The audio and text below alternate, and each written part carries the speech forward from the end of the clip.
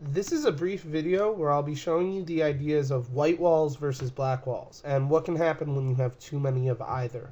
I'm going to quickly walk you through 3 levels I created to detail the points I want to make. First, we're going to look at what happens when you have too many white walls in your level.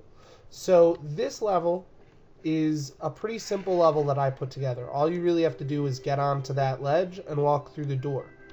As you can see, since I have so many different white walls, all I have to do is point and shoot. I just have to put down one blue portal, one orange portal, and I'm done. There's no real creativity in the solution because all I'm doing as the player is placing portals. I'm not solving a puzzle. There's no complexity here. I'm just putting down the portals and walking through the door. So that's the problem when you have too many white walls. Let's look at what happens when you have too many black walls next. In this scenario, I have far too many black walls and not enough white walls. In the previous situation, all I had was white walls, so I could put portals anywhere I wanted.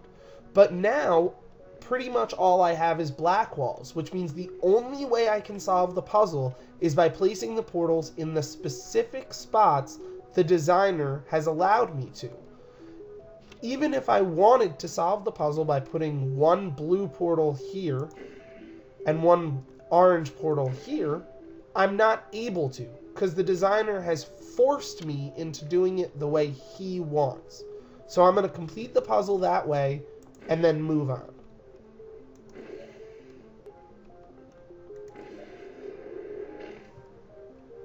And as you can see, I've completed the puzzle. Now, this is a bad example of using too many black walls, but it's actually not the only bad example of using too many black walls. Let's look at another. Now, once again, I'm using the same puzzle, but in this scenario, I've placed the top white wall one space over from these two white walls, to demonstrate that if you have too many black walls and you make a mistake in where you place your white walls, it could make the puzzle almost impossible for the player to beat.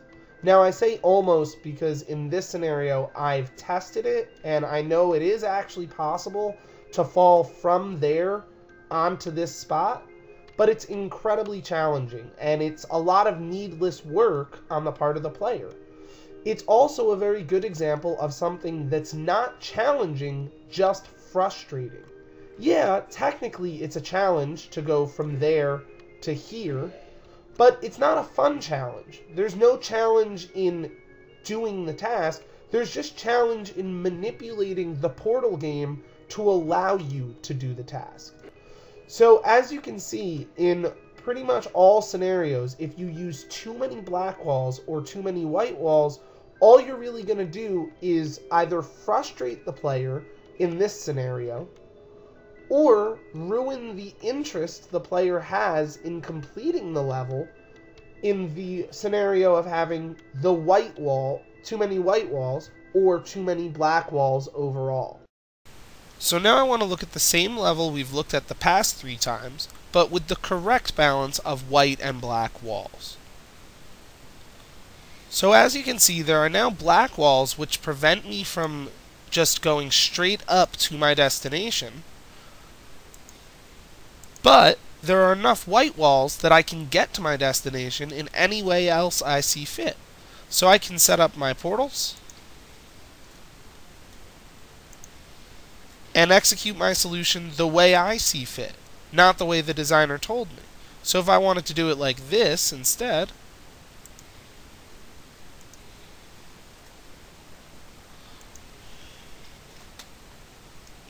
I still can. So that is the ideal way to balance this specific level. But in all levels, it's important to consider how the white and black walls should play together and how you can get the right level of challenge and directed action.